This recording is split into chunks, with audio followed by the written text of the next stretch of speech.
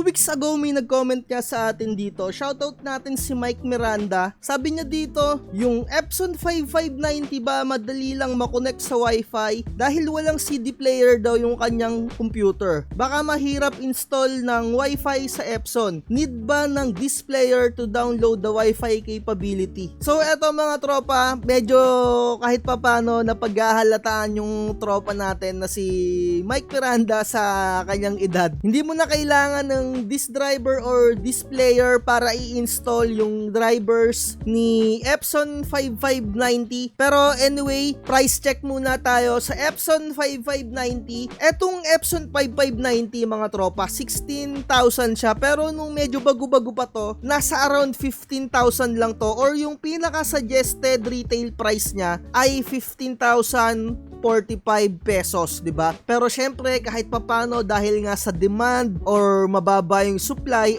kahit papano tumataas siya. And 16,000 na yung pinakamura na nakikita ko dito sa online sa Lazada or sa Shopee, i-check nyo na lang din. And mga tropa ko, ito yung unang model bago naging 5590. Yung Epson 5290 muna siya. And 13,650. So kung medyo may budget kayo, go for 5590. And kung medyo saktuhan lang naman yung budget ninyo, go for 5290. So ano ba yung pinagkaiba din ng printer na yan? Etong si 5590, kahit papano mas bumilis yung kanyang printing speed dahil yung standard printing niya ay 15 IPM na which is dito sa Epson 5290, 10 IPM lang. And when it comes naman sa pagpo-photocopy, 10.8 IPM na which is yung sa dati nga ay 7.7 IPM lang. So kahit papano bumilis yung printing speed niya, syempre may kaukulan na additional budget yon, di ba? Dahil nga sinasabi ko sa inyo,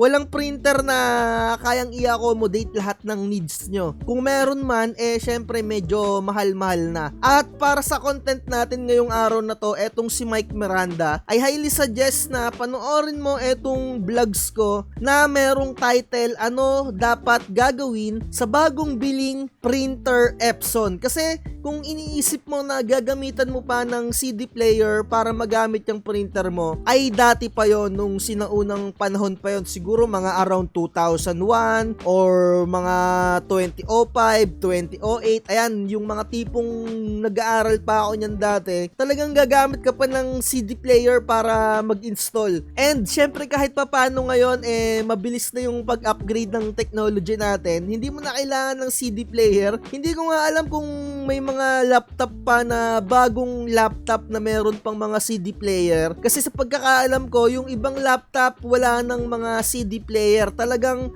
nakalagay na hard disk drive and yung isa ay SSD.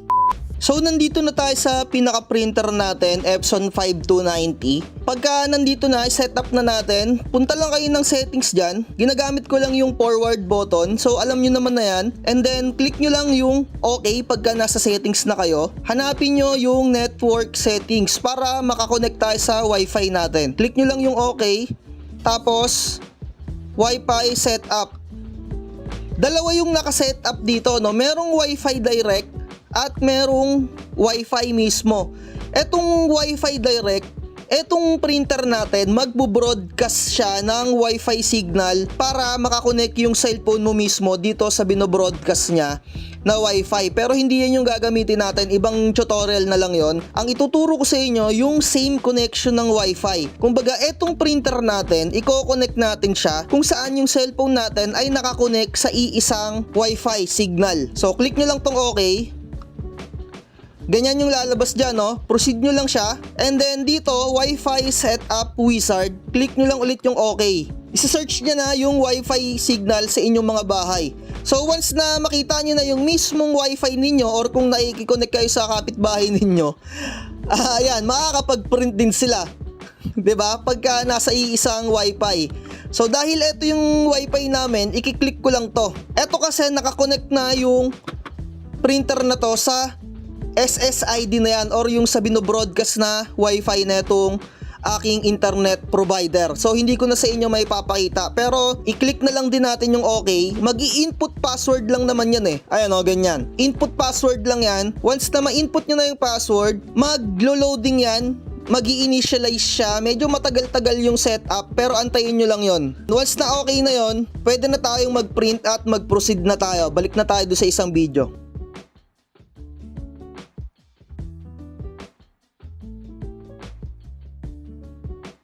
And sa pagkakaalam ko nga ngayon, yung mga laptop na bago ngayon, wala na mga CD player. Kagaya nung binili ko na laptop nung around 2019 or 2015, wala na siyang CD player. Dahil yung CD player, nire-replace siya ng ibang possible na pang-upgrade dun sa laptop. May mga laptop na naka-SSD, tapos may combination ng hard disk drive, may mga ganyan, di ba? Dahil sa SSD, nilalagay or ini-install yung operating system para mas mabilis yung inyong mga computer. Pero anyway, ang sagot ko dito, Mike Miranda, hindi mo na kailangan pa ng CD player kung gagamitin mo yung Epson 5590. So, panoorin mo na lang yung vlogs natin na to. Etong merong title na ano dapat gagawin sa bagong biling Epson printer. Andyan, itinuro ko kung paano mag-install ng drivers. And kahit papano, nakatulong sana ako dito sa vlogs natin kung ano yung tipong pagkakaiba netong Epson